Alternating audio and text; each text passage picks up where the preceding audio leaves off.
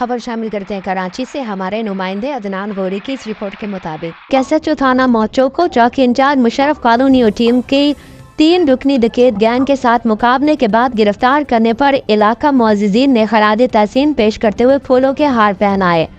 principal मौलाना कारी शिराज खान ने TMA school system Musharraf colony में एक सेमिनार मुनाकिद किया, जिसमें SHO मौचो बशीर अहमद बदू, चौकी इंचार्ज मुशर्रफ कॉलोनी दीदार हुसैन और टीम आशिक गडानी, रियाज शाह,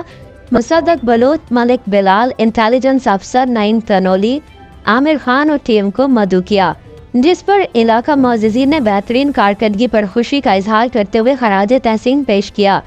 जिसमें मौलाना कारी शिराज खान, टाउन काउंसलर हाफिज सवीन, राना जुल्फ़िकार अली, अतहर शाह,